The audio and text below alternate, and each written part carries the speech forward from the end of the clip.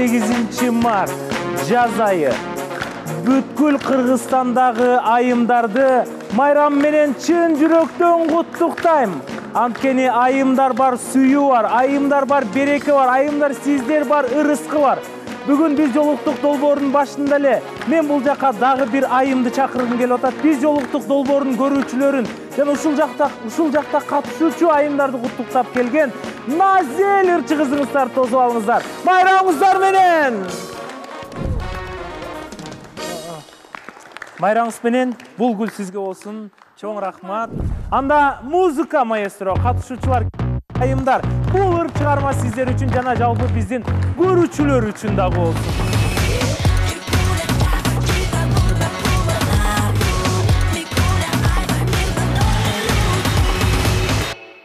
Баракелде! Назель айымга да терең ыраазычылык билдиребиз. Сиздин да майрамыңыз менен чын жүрөктөн куттуктайбыз. Кол чабуулар менен анда Назель айымды узатып коелу. Биз жолуктук долбоорун көрүп туруңуз. Убактыңызды бөлүп келгениңизге терең ыраазычылык билдиребиз. Келиңиз анда. Чоң рахмат. Жалпы биздин көрүүчүлөр бүгүн айымдарга биздин мырзалар кандай белек даярдадыңыздар, урматтуу мырзалар, бизге деле бияка кошулуп кеткенсиңер.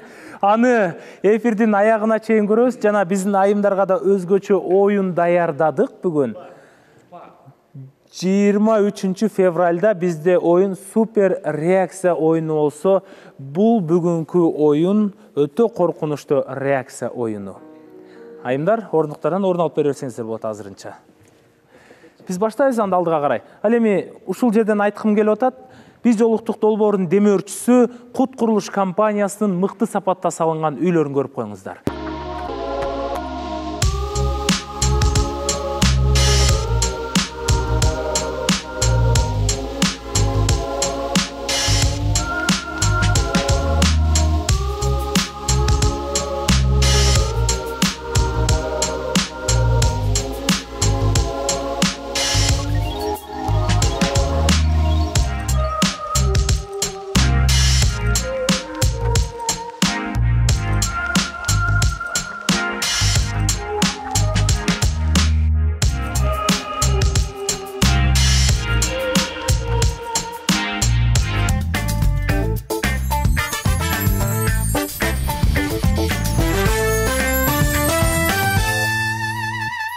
Айымдарга эң жакшы конкурстардын бири Чёрный ящик деп аталат. Биз мындан жакшы конкурс таба алган жокпуз. Анткени айым кишинин качан эмоциясы ачылганда айым өзү ачылып жана ошол күндөр ушул минуталар өзгөчө эсинде калат экен.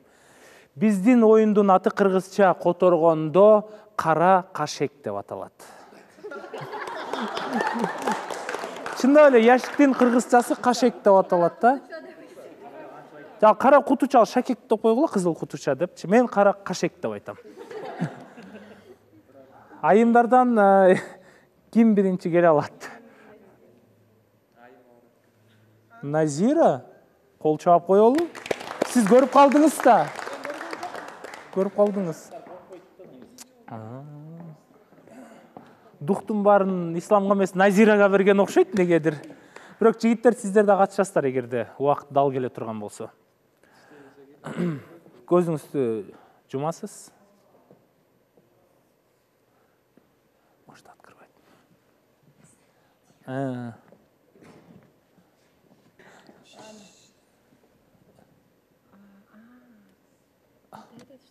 Ага, мен бул жунгулиде өскөн го жыландар менен.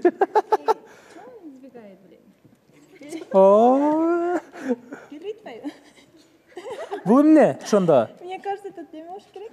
Неде? Либо коён же немножко. Ama капталды ач. Капталды.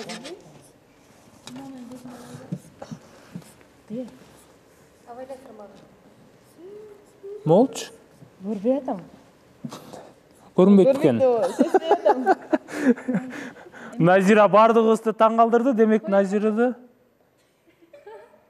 кол чаап коём. Болду? Таппай болду. Көзүңдү ачып берсең болот, болду. Ачып карап койсоң болот.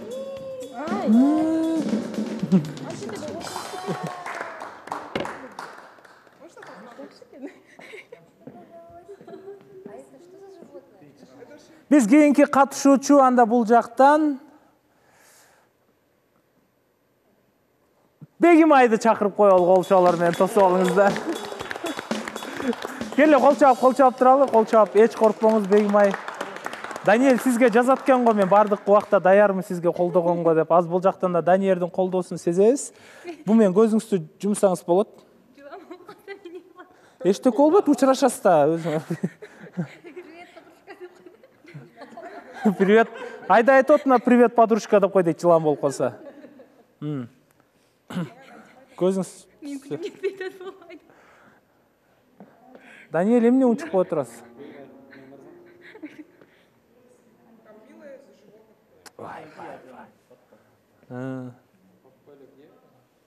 Мен бирок ойнобой окшойм чындап. Жок, оюн деле керек жок, кармап эле койсоңуз болот некени. А сиз отказ кылсаңыз, баары отказ кылат азыр. Можете открывать.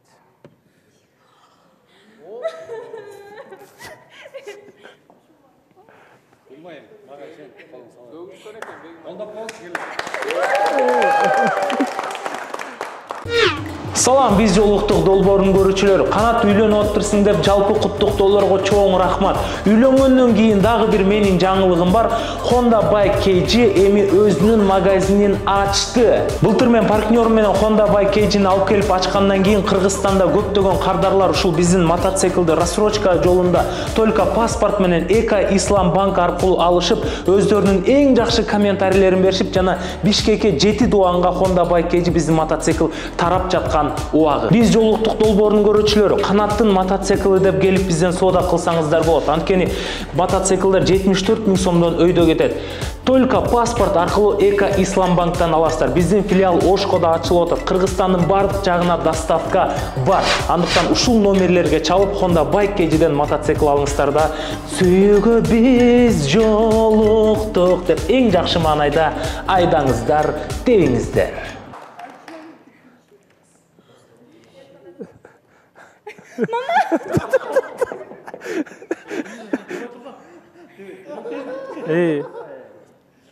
Колуң салыр, коркпой эле салыр. Чындап жылан болуп калса мен эмне кылам? Чындап.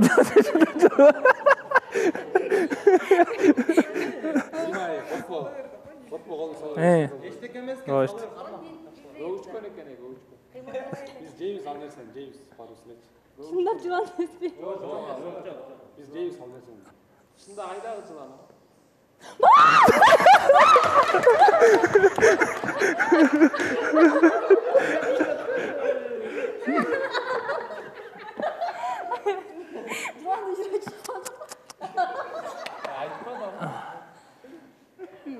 Бир жолу кармап коёр. Кат коркот, кол чаап коелу келиңиздер. Көрөсүң эмне экенин? Бияктан көрсүн. Мына.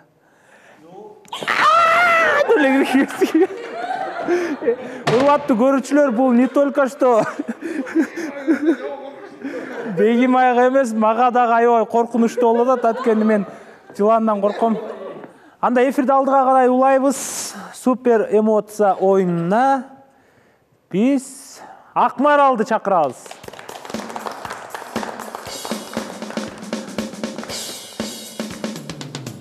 Кеттикпи? Көзүн жаппайсың. Көз, аме көзүн жапты. Жок, көзүн ачып эле көрмөйт экен алдынан. Бул өзү деле эмоция.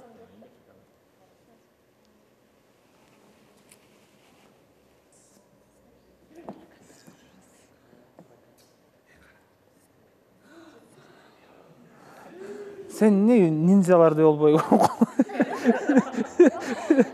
Колуңузду киргизбейсизби? Эчтеке болбойт, коркпоңуз. Тынчап жүрөп. Я тебя кушаю. Колуңузду салсаңыз, коркпоңуз ой. Мына ушул жерден,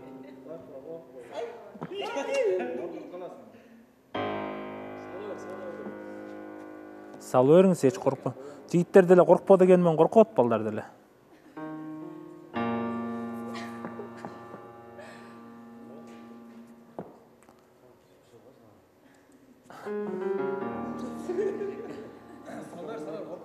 Бу.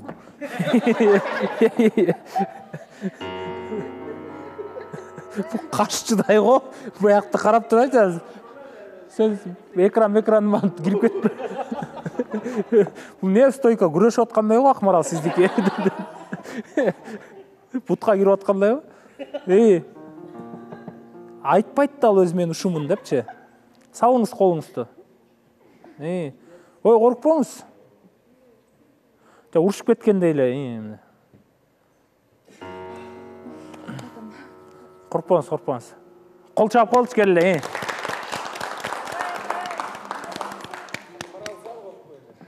Майраңысымен Ақмарал. Майрамдық маңай жақшы болады ау? Да, жақсы. Сен тиген да жоқ қолыңар.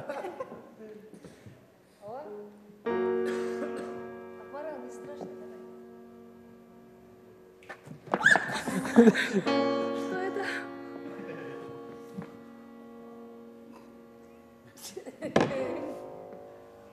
Қолыңызды салыңыз.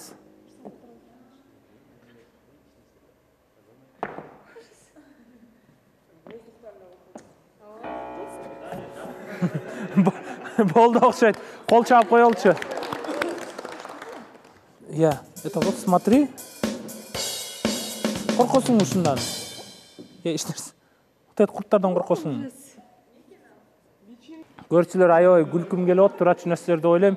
Шындай күлкімен бұл жаққа Бегимайды шақырып қой олға. Айдайды шақырып қой олға. Айдай құрт жейді қодым бардығын. Маңдайын отырғызы олды. Қанша талап кердің, мезін жеді дөрлетті. Ал мес Мұнарбектің шығып тұрып, Мұнарбектің оғысын жауап қот қо. Бәқ жөнелі қо дейм аз Айдай үшін. Айдай уақыт құрытпай қарма өлі отырыр.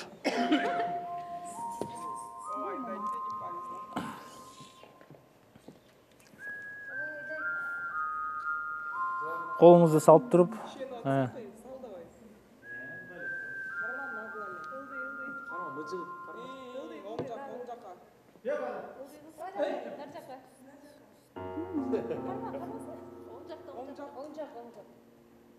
Қанатпай кетешпейді. Айтпадым біле бұл. Мұғана тос қол болсаң.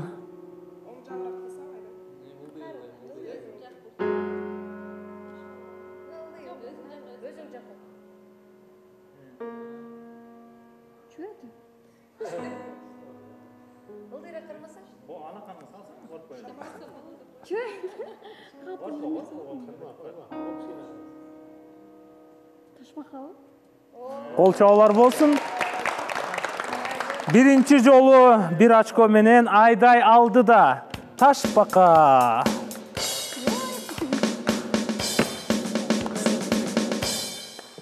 Біздің кейінгі белегімізді даяр. Азыр мен Айыманы шақырам.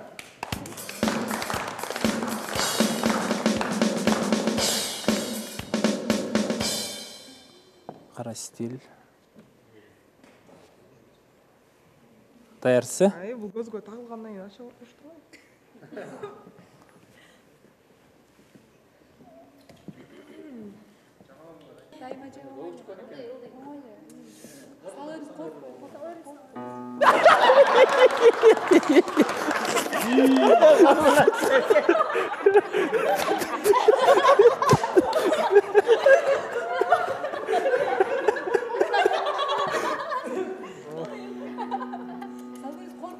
Қанат бәкес атайын қорқытасыз менічі. Қорқпай сал беріңіз. Шулатпаңыз да. Сал беріңіз içine. Дальше. Жоңгүл өчөй. Қармағым келеді.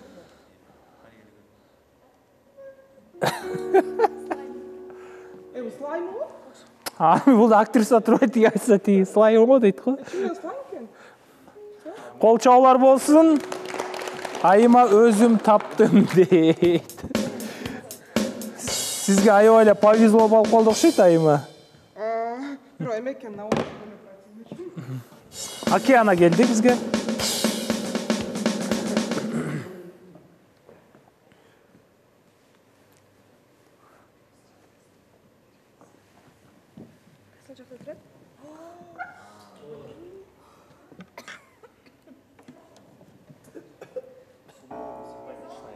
Бұлар нежный қыздарын құрып қойды екен.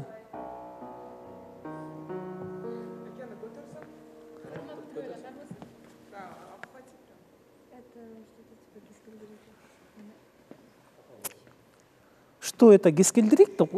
Нет, оно колючее вот тут. Біз назик деген айымдардың бардығы қорқпайды екен еш нәрседен. Көтерсе болады. Прогиб чапсаңыз болады көтеріп. Я не знаю, это что.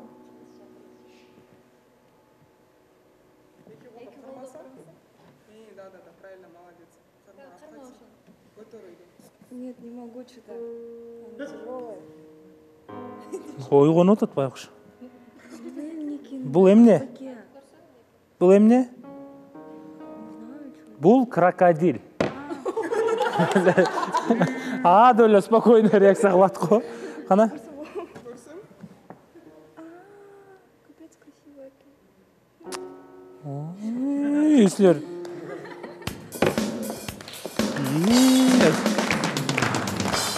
Кейінкісін біз алманы чақыралы. Шықпай қалды дәл отырасы ба? Ушыл уақыт өтіп кетсе екен деп. Көзің үсті.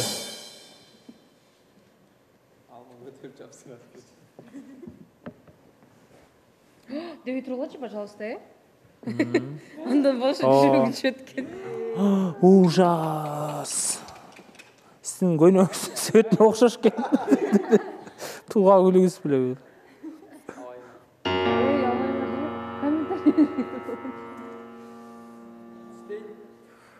Жетелек mi? Да!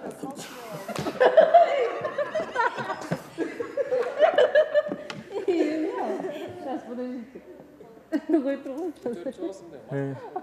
Яшікті көтеріп жаппайса? Ой, бұл. Ой, бұл ғана сенің ғана көрінгенді.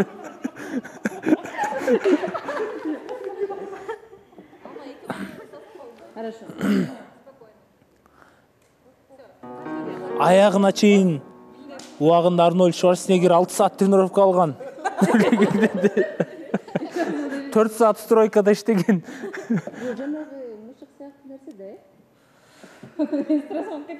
Алма, сіз елестеттіңіз, елдің астына шығып, күрөшкө шықтыңыз да.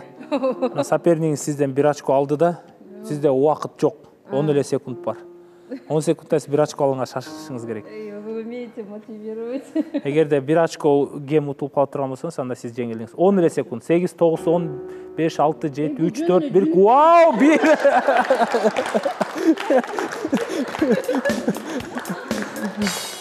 Қол чағып қойалы. Негізі алма айымдың тапқаны тұра емес болып қалды. Бұл жүн емес, бұл парик. Кейінкіге біз Айсулу айымды чақырамыз.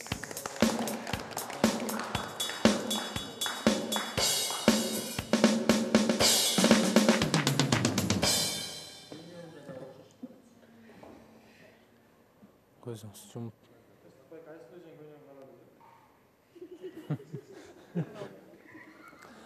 Башталды. Мына бияқта. Ылдый түшсеңіз қолыңыз дейін ылдый. Эми ақырын кересіз қармайын. Солай нормально бары жақшы.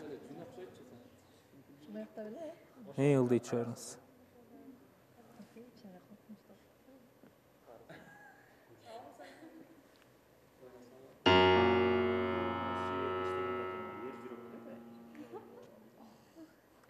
Эфештендер жүріп келетті. Күліса не oldu?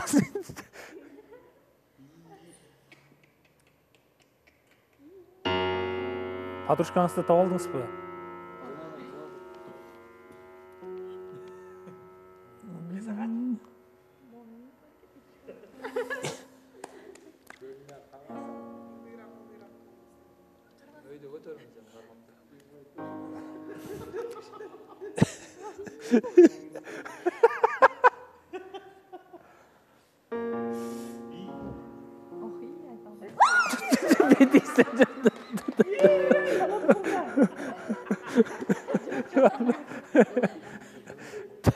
эме отсаңыз Тынчтык мырза аябай жагат. Тынчтык мырзанын эмоциясын алсаңызчы, аябай. Кичинекей балдардай күлүп атат го. Жок, кармасаңыз уже кармабадыңызбы? Коркпой эле кармаңыз да. О, коркпоңуз. Сизге унчукпайт деле болуш керек. Кармай бериңиз, кармай бериңиз.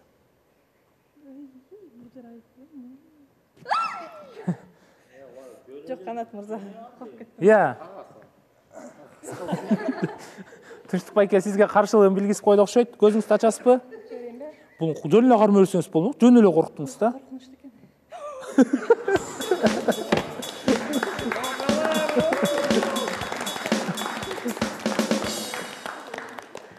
Анда чыгарылышты алдыга карай улайбыз. Бизден айымдардан Жанара менен Гүлиза калды, кол чаптыралы.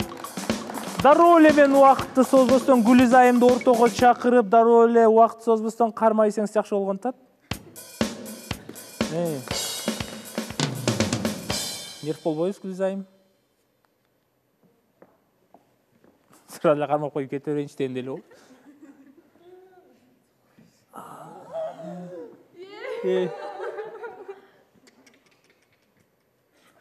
Айым экөөнүн ыры кандай эле? Паранойя кандай эле? Эме.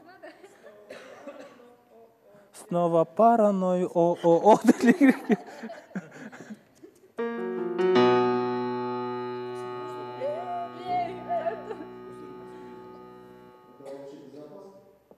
Бул негизи неме болчу, мындай нерсени алып келбеш керек болчу эфирге.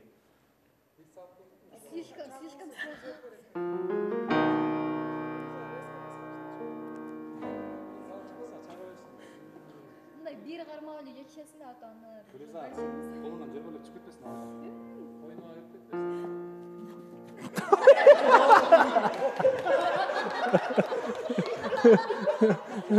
Бул жана уйсап атканда тебийген уйлар бар го, ошону сагандай эле го. Бээ сагандай же, Гүлиза. Үч! Не кылып? Мушташасын алып чыгалы.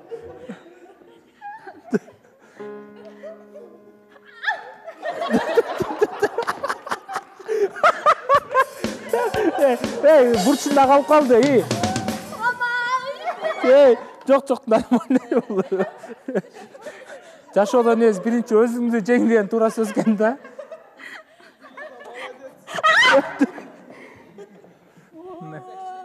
Не киребиз?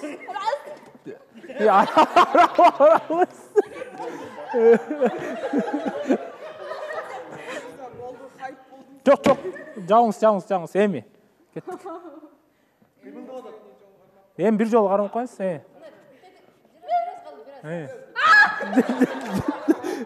Коркпоңуз. Жакшы эле баары.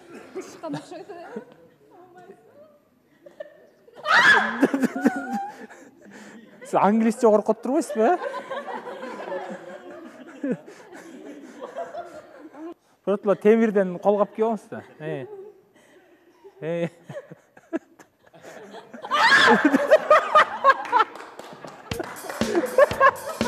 Болду окшойт.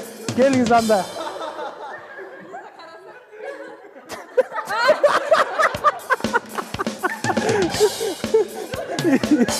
Удай. Бизде Жанара калды кийинкиси. Эң акыркы болуп, Жанара, бүгүнкү 8 март майрамыңыз менен бул белек сизге. Аштыгы. Бул Жанараны көрүп жүрөгү чыгып калбаса болду, чочуп.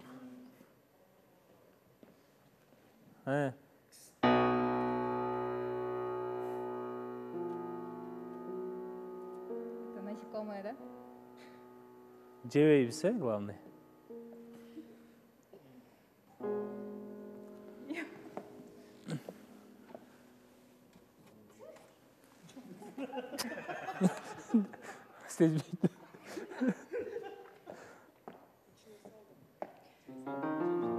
Нет, без комментариев, пожалуйста.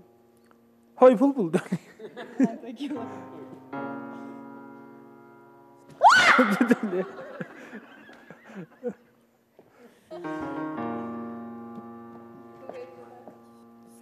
Бул жөнүндө болуш экен.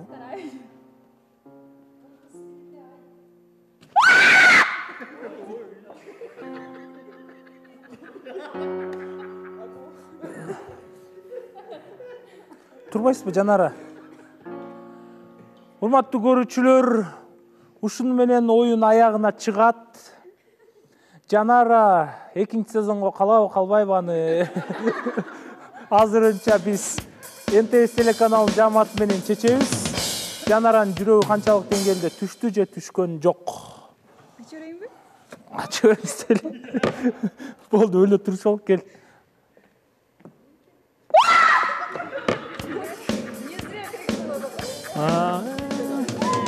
Черный ящик оюнунда биздин айымдардан Назира, коркпостон карма, Назира кол чаап коелу. Жана Бегимай жылан экенин билсе дагы эчтеке деген жок. Бегимайга кол чаап коелу. Жана Акияна кол чаап коелу.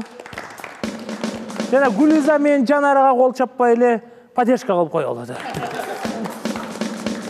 Жалпы биздин айымдардын майрамы менен чын жүрөктөн куттуктайбыз. Бирок биз мырзаларда бүгүнкү залга кур келген жокпуз деп ойлойм. Мырзалар, белектерибизди айымдарга беребиз. Ал эми черный ящик оюнуна дагы жолу кол чаап, эгерде кимде ким тойго заказ кылам десе, ушул Instagram баракча номерлерге кайрылыңыздар.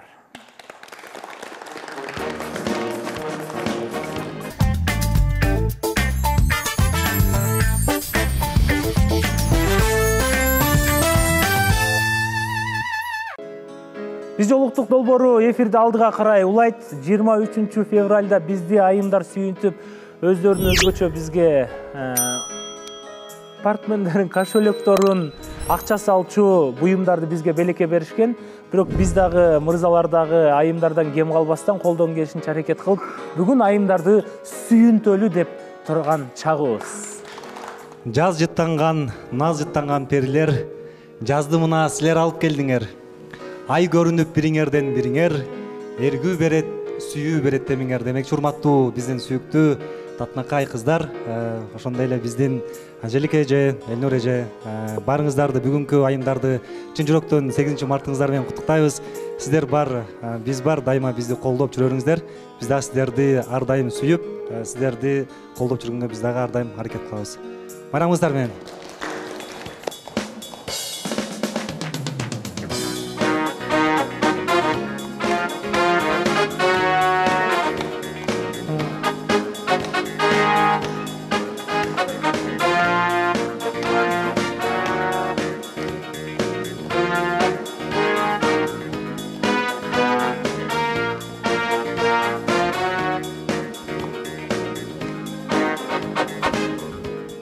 Буга чейинки эфирлерде Назира өз жөнүндө айтып кеткен, бирок ошого да кошумча катары негизи сүрөт тартканга кызыгат экен, хобби катары кетет. Ошондуктан мен бүгүнкү 8 март майрамына карата сүрөт тарткан боюнча белек бар эле, ошону берип койгонго уруксат этиңиздер. Баракелде. Саламатсыздарбы? Биздин эң ажарлуу, татынакай, сүйкүмдүү, назик айымдар, барыңыздардын бүгүнкү майрамыңыздар менен куттуктайбыз. Менин өзүмдүн кыскача кичинекей мелегим бар болчу. Менин жашоомо деги эле караңгы болуп баратканда жарык алып келген айым. Ички дүйнөмдү, жан дүйнөмдү гүлдөткөн айым Бегимай. Сенин бүгүнкү майрамың менен куттуктайм. Кыскача белегимди кабыл алып кой. Баракелде. Кол чаап коюңуздар. Мунарбек мырза гүл алып калыптырса, сиз кимге алдыңыз бул гүлдү? Биринчи эле ушу бүгүн ушу айымдарыбыздын майрамыңар менен куттуктайм баарыңардын. Супсулуу болуп, ушинтип жадырап жайнап жүрөңүздөр. Ошондой эле биринчи эле куттуктагым келип аткан бул мени төрөп чоңойткон апама, энеме мындайча айтканда майрамыңыз менен куттуктайм. Узун өмүр сизге, ден соолук каалайм, эч качан оорубаңыз. Ошондой эле бул менин колумда турган гүл. Бул жашоодо мен сүйгөн адамдардын бири бул. Мен жакшы көргөн адамдардын бири бул гүл, Анжелика айым. Бул гүл балдардын атынан Анжелика айым сизге, сизди күтүп атабыз, келиңиз. Бул экинчи подарка болсо бул биздин апабыздай эле окуган редактор эжебизге, Элнур эжебизге ушул подарканы беребиз. Бардык балдардын атынан. Ошондой эле жалпы биздин көрөрман ушу энелерге, айымдарга барыңардын 8 март майрамыңыздар менен эч качан чөкпөңүздөр, эч качан капа болбоңуздар. Ар дайым жылмайып жүрүңүздөр. Жигиттерге бир катуураак кол чаап коелу. Чүнкү ар дайым айымдарды сыйлап туралы. Айымдар биздин апабыз, эжебиз, карындашыбыз, жубайыбыз. Айымдар биздин жашообузда, жүрөгүбүздө ар дайым орун алып жашап келесиздер. Жалпы ушул биз жолуктук долбоорун көрүп аткандагы экран артындагы айымдарды чын жүрөктөн куттуктаймын. Эки дүйнө бактылуу болуңуздар. Айымдар үчүн бир катуураак кол чаап коелучу. Биздин суп-сулуу айымдар үчүн.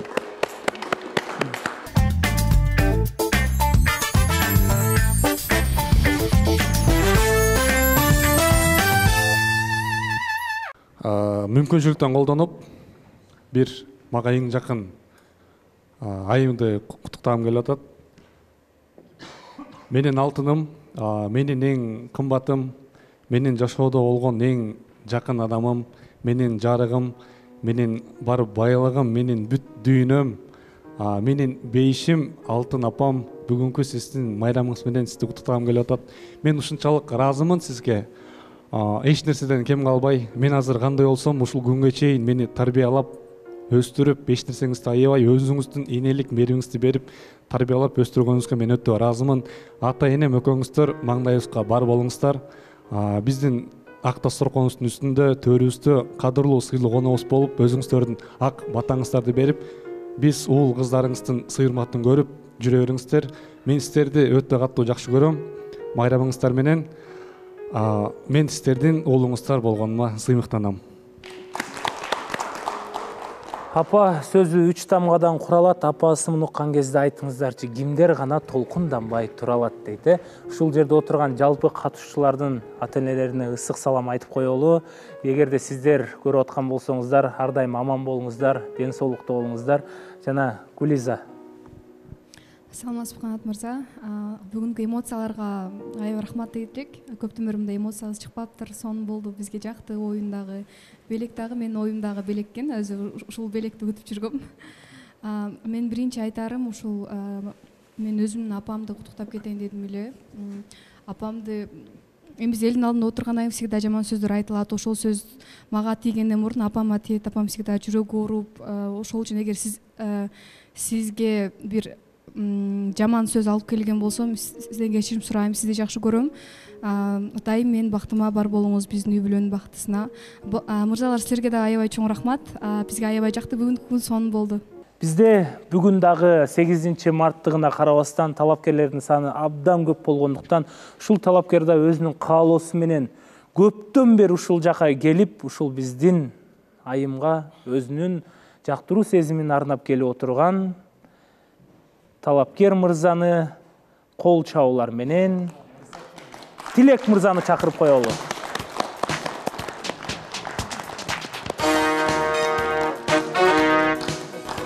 Эки айымдын ортосуна. Ассаламу алейкум, куш келипсиз. Дароо эле биз микрофонду берели Тилек мырзага. Саламатсыздарбы, кутмандуу куш убак күнүңүздөр менен.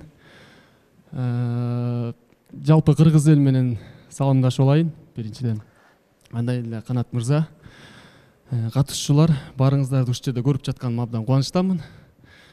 Ошол. Тилек мырза, мен калпайт болсом, сизди кастингде көргөнбүз, Эл катары эле биз да кастингге келгенбиз. Бирок Тилекке каршы белгилүү бир себептер менен өтпөй калганбыз бул жерге.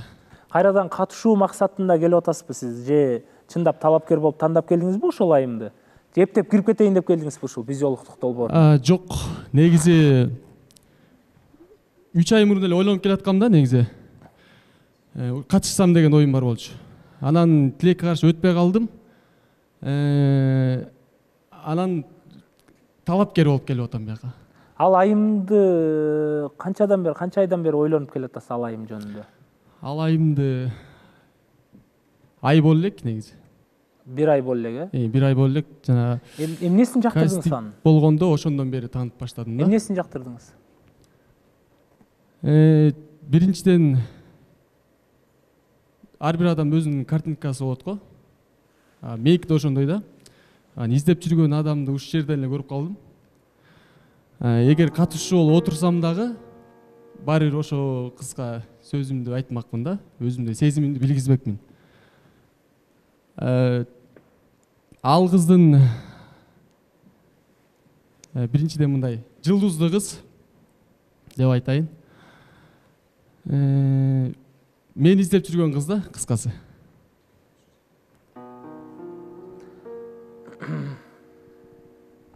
Анан Биздин кыздарды ойлонуп калдым, мага келди, бою узун, супсулуу бала экен деп. Анан айтыңызчы Тилек мырза, анан дагы? Анан Кудайдын буйругу менен Бүгүн келип отурасыз. Бүгүн келип отурам. Кимге келдиңиз? Дароо эле айтыш керек да. Дароо айтсаңыз сонун болчу деп болот анткени. Негизи убакыт өтүп, үйлөнө турчу убакыт келгенде издейт экенбиз да. Меники эми келди деп айта албайм. Даже өтүп баратат. 29 жашка келип отурам азыр. Издеп жүргөн адамымды ушул жерден таптым го деп ойлойм. Ал кыз Жалал Абадтык кыз экен. Жери. Акмарал айымга келип отурам.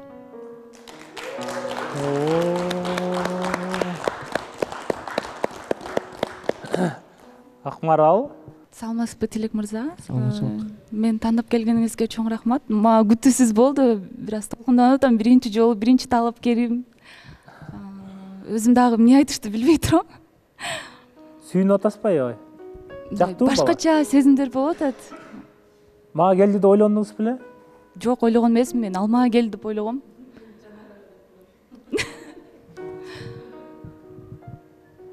Жанарага келди деп. Жанара негедир сиз капалуусуз, башкача көздөр менен карап атасыз да? Балким Тилек мырзаны тааныйсызбы? Саламатсызбы? Сиздин баары Жанара келди деп ойлоп калышты да? Анткени саламатсызбы? Келиңиз. Саламатсызбы Тилек мырза? Кош келдиңиз. Кандайсыз, жакшысызбы? Жакшы. Сиз сурагандан бери өтө жакшы.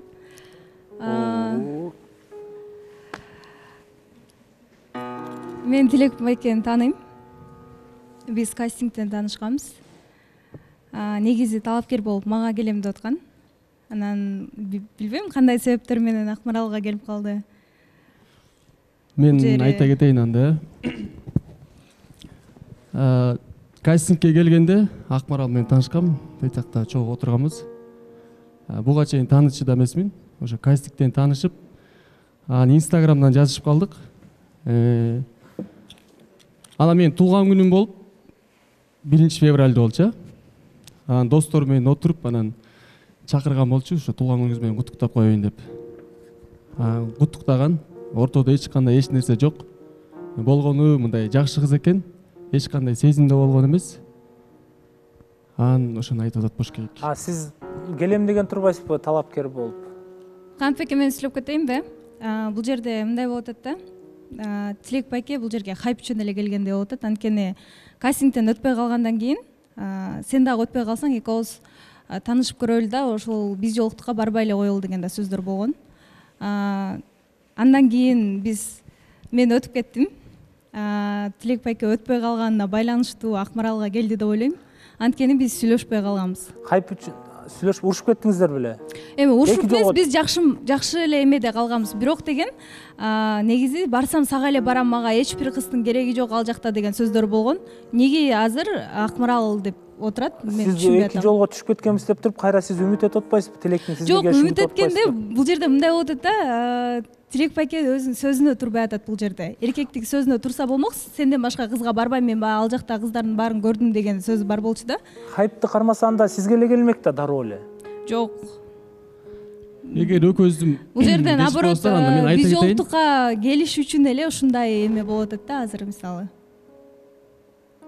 Келип бир эфирге көрүнүп кетиш керек деген эле ойдо келди. Негизи чынын айтканда мага эфирде эле кереги жок азыр, чынын айтканда.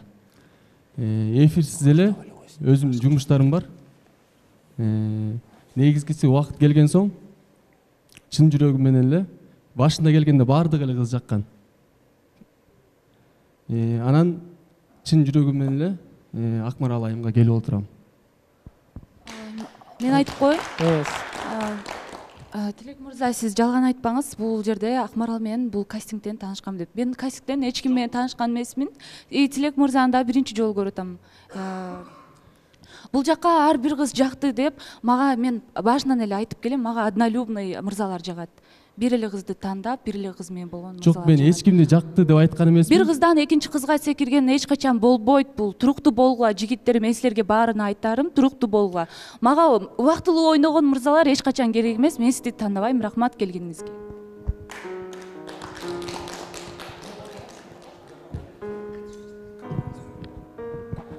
Акмарал, Канат мырзам, уруксатпы? Акмарал, сен азыр эмоцияга алдырып атасың, во-первых. Жанара айтып койсо, сен азыр ошонун сөзүнө кирип атасың. Башында сонун эле реакция кылгансың. Эч качан мындай келген конокту ушундай резко айтпаш керек. Ар бирөөбүздө характер бар. Сеникиндей требование ар бирөөбүздө эле бар. Міне мага ойногон ар бир ар кайсы кызды сүйөргөн бала мага деле жакпайт. Бирок бул мырза бул жакка жаңы эле келди. Эч кимди мындай сага мындай ачыла элек, сага чувстволорун еще көрсөтө элек, сен уже вывод кылып атасың. Это поведение совсем некрасиво. Бул жерде мен менен тааныштым деп атат. Мен кастингдемин, эч ким менен таанышкан эмесмин. Бул жакта биринчи жолу эле жалган менен башталып атат. Көрдүм деди сени. Акмарал, сени жөн эле кастингден көрүп жактырдым деди. Сен менен отуруп таанышып гүл айтеттим деген жери жок го бул бала. Ал жерде просто Жанара менен Акмаралдын атын өзгөртүп эле алып, просто Жанара менен Акмарал Жанара менен бияк берде отуруп кичине сүйлөшүп калган. Ошону эле айтып атат. Сиз Акмарал Жок, сиз менен тааныштым деп айткан жокмун. Жанара менен таанышкан үчүн экөөбүз биякта отурганбыз. Ошо просто анан Инстаграмда биринчи кеткенде Жанара айым жазганда биринчи, чынын айтканда. Жанара айым өзү айткан болчу, жазган болчу, туулган күнгө чакырган. Болгон бул жерде чойго отуруп калдык, эч кандай эч нерсе болгон эмес. Мына өзү деле турат го. Болгону мындай кайп үчүн дегени өзүм да түшүнбөй атам Жанара айымга. Мен эч кандай сезим болгон эмес, мен болгону туулган күнүң деп чакырган үчүн эле барып анан кайра кетип калгам. Мен айтып кетсем болобу? Акмарал же бирок чындап эле аябай жаман корс сүйлөп кеттиңиз. Ушул эмоцияңызга ичине кармап туруп, сырттан ушундай деп эле жакшы кетирип койсоңуз болмок. Бул жерде мындай эркек кишинин намысын тебелегендей болуп калды. Чыгып туруп акырын айтып койсоңуз болмок. Жок, сиздин оюңузду айттыңыз да, Гүлиза айтканы го баарыбызга түшүнүктүү болду. Эми мына мисалы Тилек мырза келип өзүнүн оюн айтып атат. Мен сүйлөшкөм Жанара менен деп. Бирок мен азыр тандоом, жүрөгүм Акмаралды жактырып атат деп келип атат да. Эгер мен Акмарал жээнин ордунда болсом, ушундай болуп турган болсо, жакшынакай эле жакшы мырза келип атат, мен чыгып туруп эле, типа ушул жерде ушул сөздөрдү айтпай, катуу айтпай эле, хорошо бир сүйлөшүп көрөлү деп чыгып, анан мындай элдин көзүнчө кичине мындай катуу сүйлөп салды да, чоң ой мырзагачы. Эми кызганды да Акмарал дагы. Жакшы көрдү, башына жакшы кабыл алды, андан кийин кызганыч болуп кетти дароо. Жок, Акмарал просто мындай ситуацияны до конца укпай туруп эле, түшүнбөй туруп эле, моментте эмоцияга алынып кетти да. Мындай акырын сабырдуулукту кичине иметь этип, акырын эле угуп, разбираться этип туруп анан вывод кылыш керек да кыздар. Сразу эле мырзаларга обращение кылып туруп эле рахмат келгениңизге деп, это было реально мындай некрасиво болуп калды со стороны. Негизи адам баласы көп нерсеге эмоцияга алдырыбыз да. Мен деле мисалы, мен деле кыз болсом, Акмаралдын ордунда болсом, мен деле ушинтпекмин да. Эмнеге мынтип атасың деп. Тереңден түшүнүп келгенде андай эмес да. Болгон ушул жерде эле таанышып калдык, өзү жазды, чын эле туулган күнү менен куттуктады, мен ыраазымын, эч кандай сезимде болгон жок биздечи. Эч нерсе да кылган жокпуз. Болгону куттуктады, ошол да. Канат мырза, мен бул жерде карап отуруп, Тилек мырзага анчейин ишене албай отурам да, чын эле Акмарал айымды тандап келгенинечи. Анан бул жерде Жанара эже дагы айтып атат, мага жазып, мага сенден башка кыз кереги жок деген деп, сизге жазды беле же телефондон чалып айтты беле? Биз жолукканбыз, бул нерсени бир эле жолу туулган күндө жолуккан эмеспиз. Эмнеге Тилек байке калп айтып атат, мен түшүнбөй атам. Элежеге деген Жанарага келем деп 2-3 жолу ушул жерден, акыркы жолу съемка болгондо мени даже ушул жерден алып кеткен, үйгө жеткизген. Ошол кезде Элежеге келип өзү жолуккан. Ошондо бирок билбейм да, Жанарага келем деп айтканын же Акмаралга келем деп айтканын. Бирок мага Жанара сага келем деп айткан. Биз ошол күндөн кийин эртеси күнү уруштук да. Андан кийин ою өзгөрүп кетти окшойт. Билбейм, мен жаман нерсе айткым келген жок, бирок деген Акмаралга келгенде мен такыр ишенген жокмун. Бул жерде кызганыч жок, анткени мен Тилек байке менин да сезимим болгон эмес. Мен кутулганыма Кудайга шүгүр деп отурам азыр. Жок, андай эмес го дейм Жанара. Кутулганыңызга шүгүр Негизи деген жок. бул жерде карап отурсам, анда Тилек мырза Жанара эжеге эле өчөшүп келип алгандай эле болуп калды. Анда жөн элечи. Чынын айтканда мен эч кимге сезимимде болгон эмесмин, Жанарага делечи. Болгону өзү жазган. Мен просто жигит болгондон кийин көп нерсени ачкым деле келбей эле да. Көп сөздү айткым да келбей атат.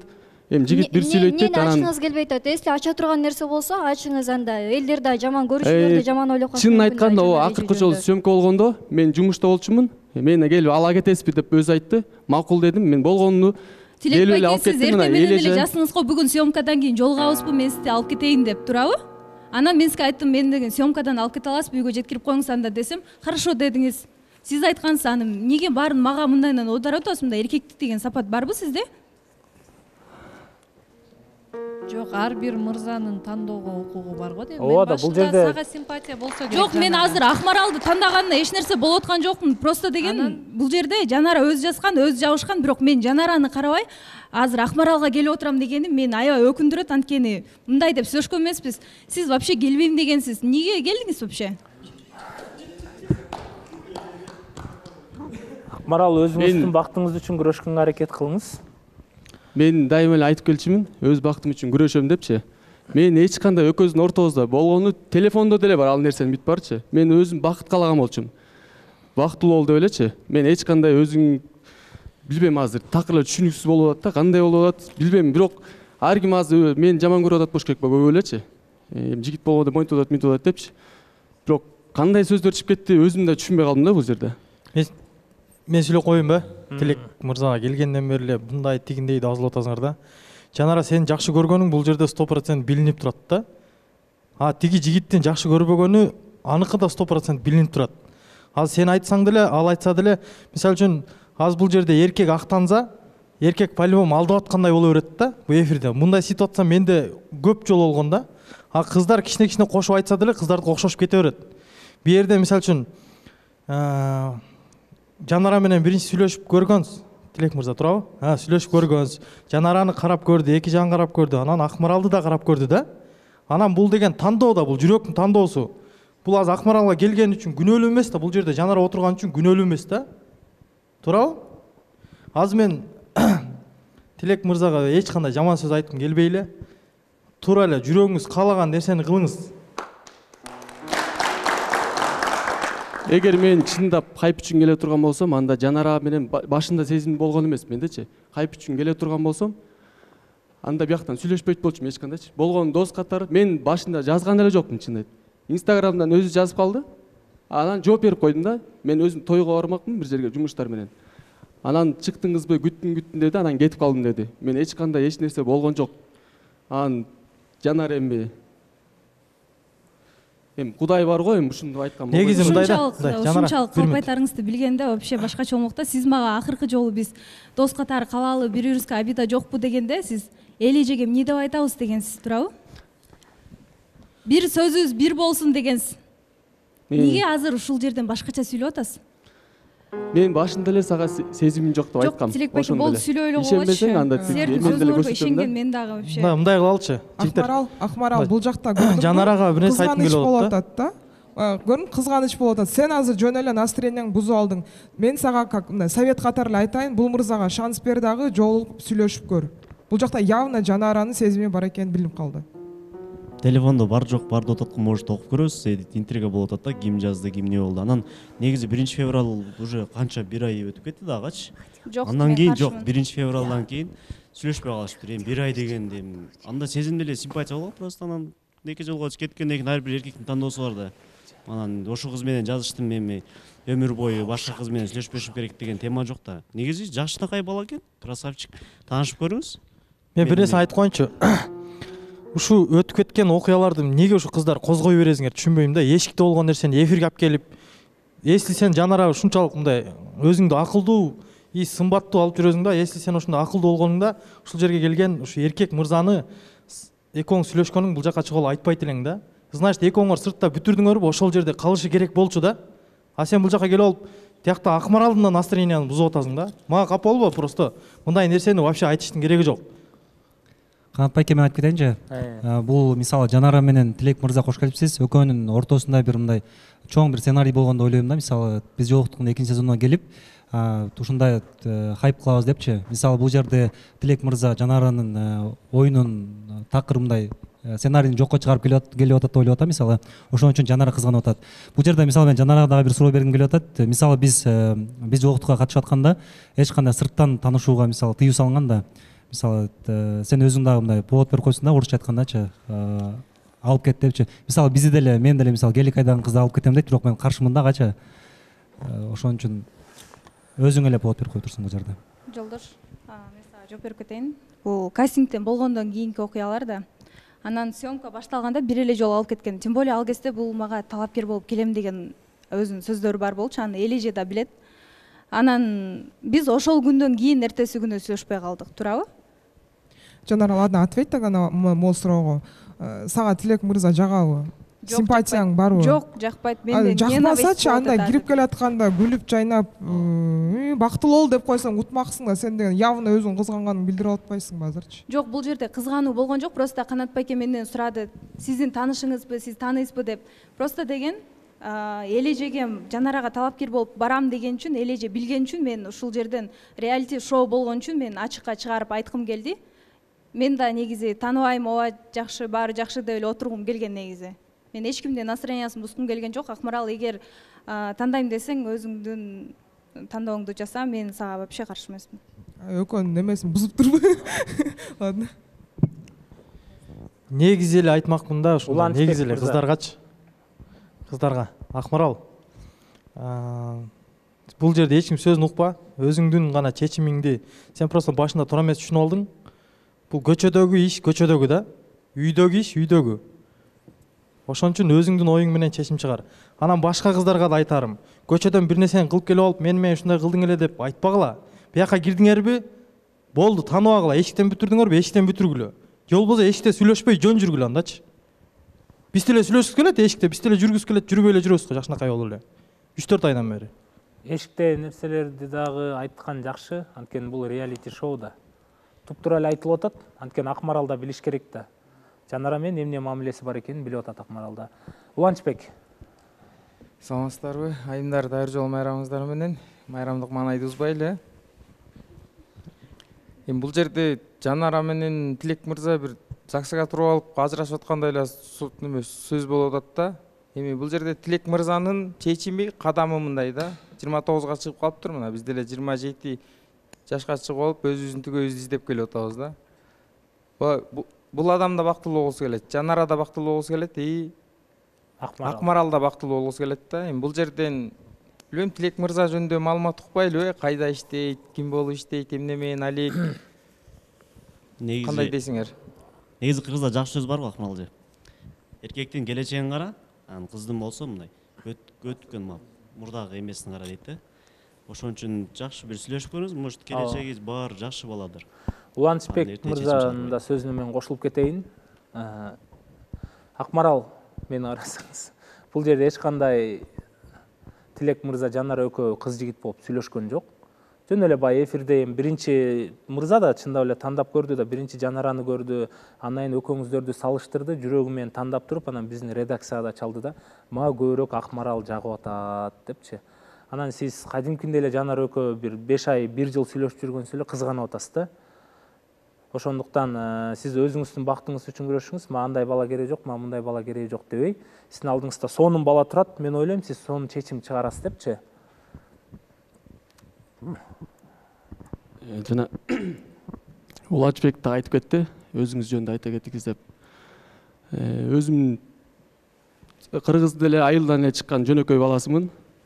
Айылдын суусун ичип, абасын жутуп, жашоодо кыйынчылыкты дагы, ысыкты да, суукты да көрүп чоңойгон баламын. Мен же асманда түшкөн же байдын да баласы эмесмин. Ушуга чейин 29га чыгып калдым. Мага чындап кайып кереги жок. Мына өзүнө деле айткан болчумун сүйлөшүп калганда. Мен үйлөнүшүм барагам деп айткам. Биякта да келгенде үйлөнүш үчүн келгем деп айткам да. Эмне үчүн балким мен мугалим болуп иштейм да, негизи. Кесибим мугалим. Эмнеден сабак бересиң? Музыкадан сабак берем.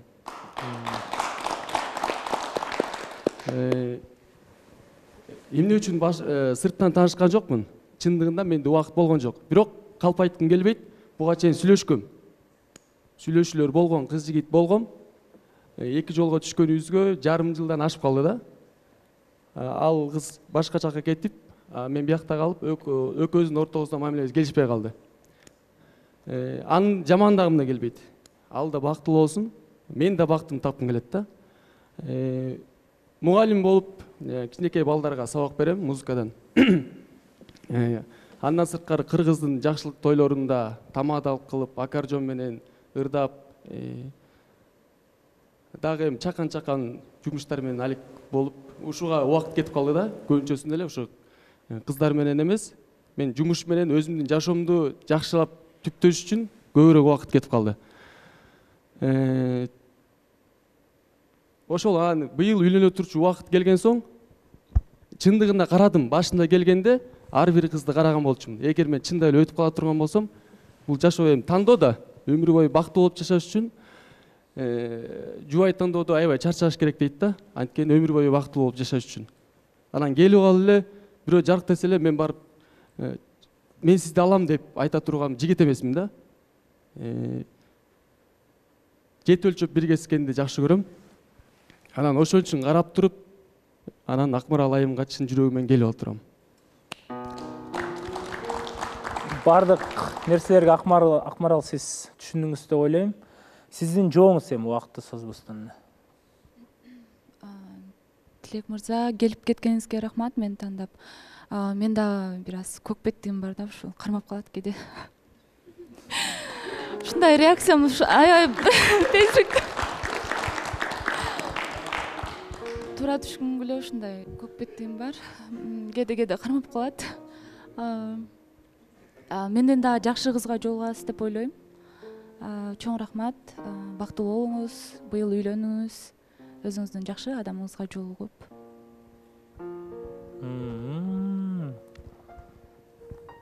Ошондо Акмарал, ошондо жолукпайсыз, таарындыңыз, Балким убакыт береттирбиз кийинки эфирге чейин, ойлонуп көрөттүрүз.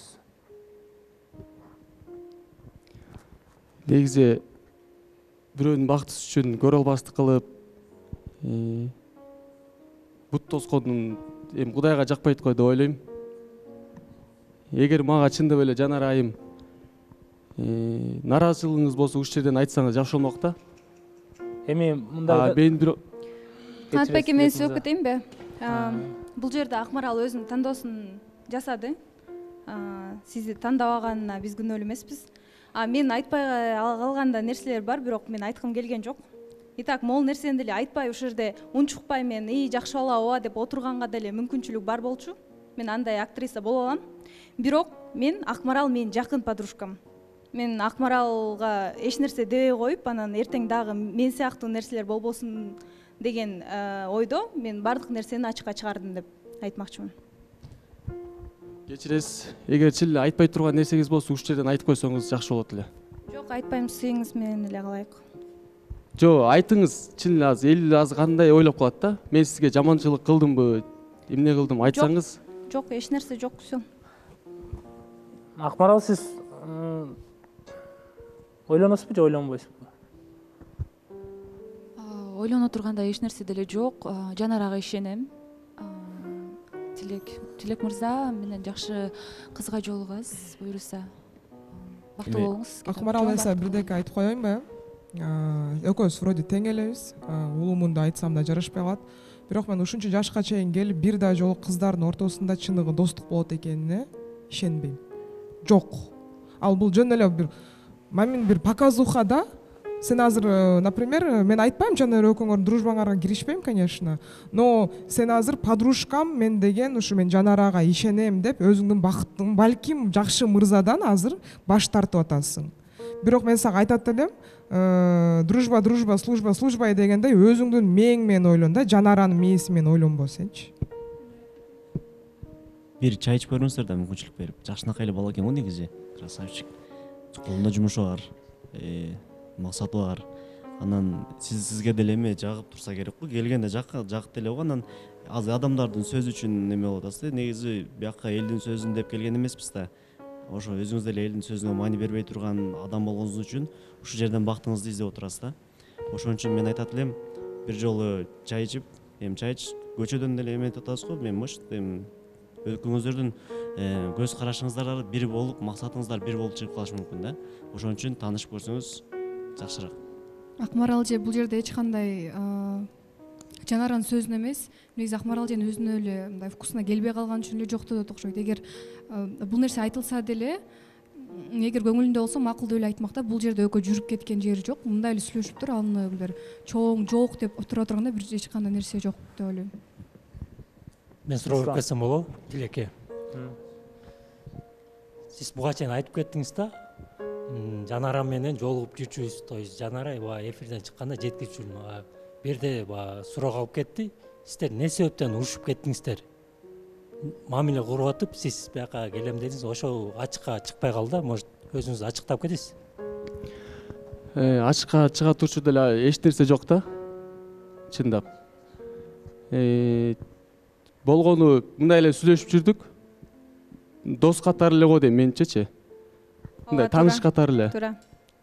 Чындап, тааныш катары эле мындай сүйлөшүп калдык. Жок, сиздер айтып атпайсыздар урушуп кеттик деп. Ошо эмне себептен дегеним да, ошону.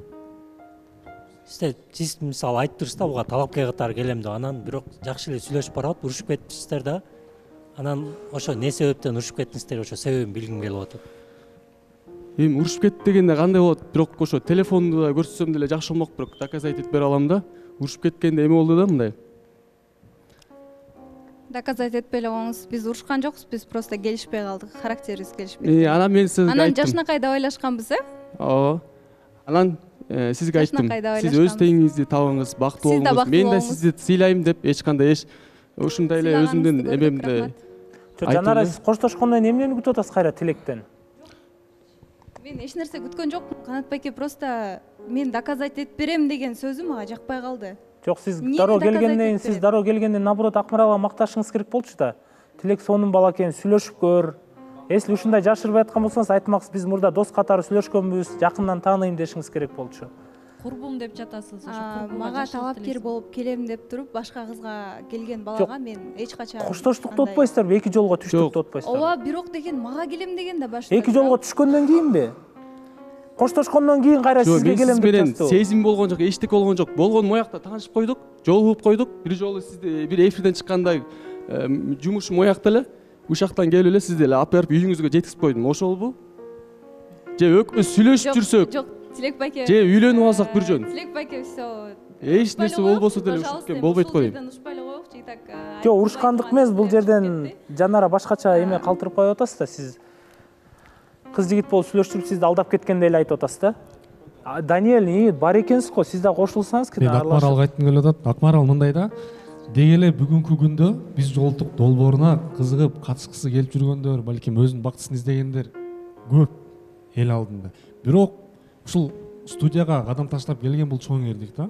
Мен бул тараптан Тилек мырзаны бир аз колдогум келип атат. Себеп дегенде чоң жоопкерчилик уже ушул жашка келип ушундай жумуштарды алып барат экен, бирок өзү кадам таштап сүйүүсү үчүн күрөшүп сизге келип атат деп ойлойм да. Ошого балким мүмкүнчүлүк берип көрөсүз. Мүмкүнчүлүк чайга. Мен сүйлөп кетейинчи, Акмарал. Бияктан сен менин ушул Тилек байке жөнүндө айткан нерсем үчүн эле жоктоп атасыңбы же өзүңдүн жоюң жокпу? Айтчы, ошону айтчы. Бул жерде менин дагы аябай мени күнөөлөп атат да. Мен айтпашым керек беле? Ушул жерден унчукпай отуруш керек беле? Айтсаң?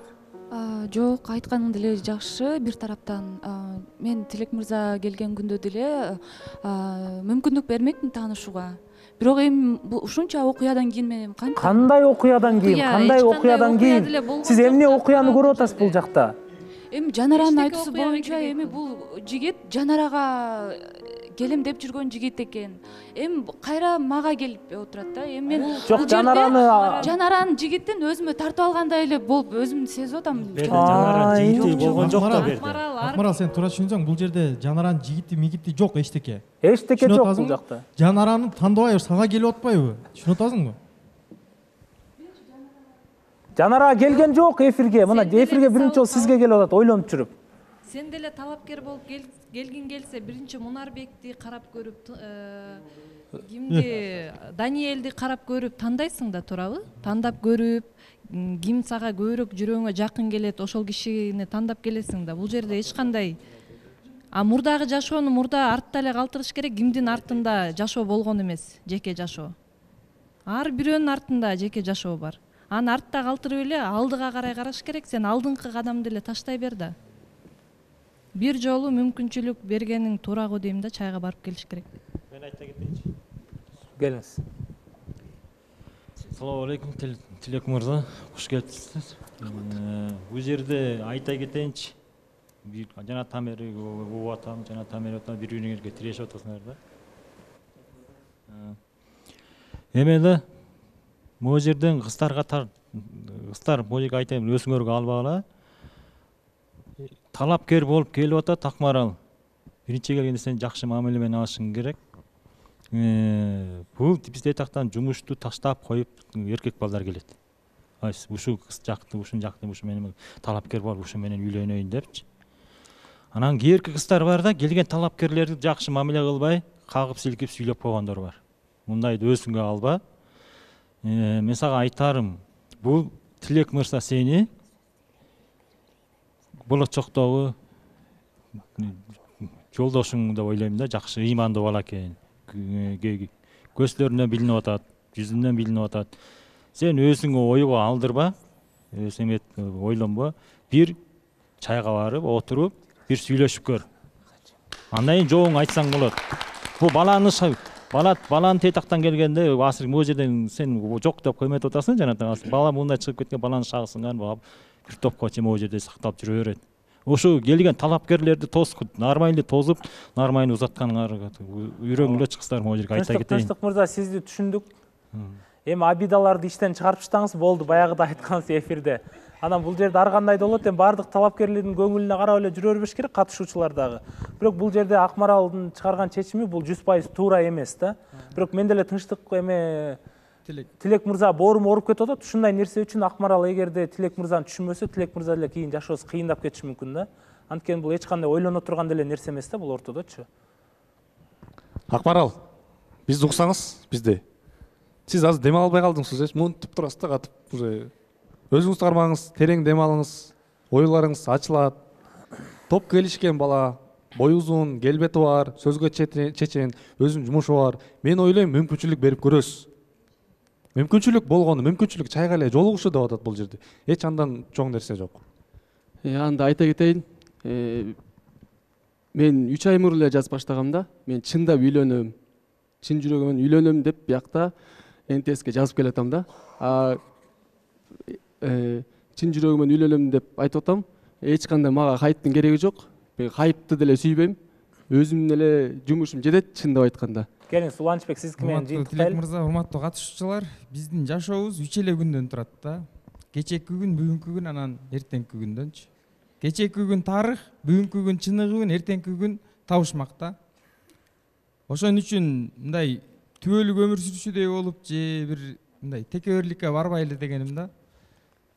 Көчөкү күн артта калдыбы, бүгүнкү чыныгы күн эфирде отурабызбы, эртеңки күн баарыбызга табышмак да. Ошон үчүн ким Акмарал сага айтарым да, Тилек мына кесиби бар экен, машинасы бар экен, жумушу бар экен, бир мүмкүнчүлүк берип таанышып көр, балким башкача сезимдер пайда болуп кетет да. Ооба, эми кечке дагы келиңиздер, сөздү ушу менен жыйынтыктадык, урматтуу көрүүчүлөр. Биз бул жактан дагы бардыгын Акмаралдан деле сурадык. Тилек жактуу десе жаккан жок, мен көңүлүмө жаккан жок деген жок. Эми бир гана Жанара үчүн болуп жатат. Ошондуктан азыр биз дагы ойлонуп атабыз. Балким Акмаралдын да жообун алганга шашылбай туралы. кийинки чыгарылышка чейин Тилек мырза, сизде мүмкүнчүлүк бар. Жаныңызда отурат, телефон номерин алыңыз, байланышыңыз, баардыгын түшүндүрүп бериңиз, чай ичкенге чыгыңыз. Ошол нерсенин баарына да түшүнбөй Жанара жөнүндө сөз кылып турган болсо, анда сиз Акмаралдан качыңыз, башка бирөөнү табыңыз да.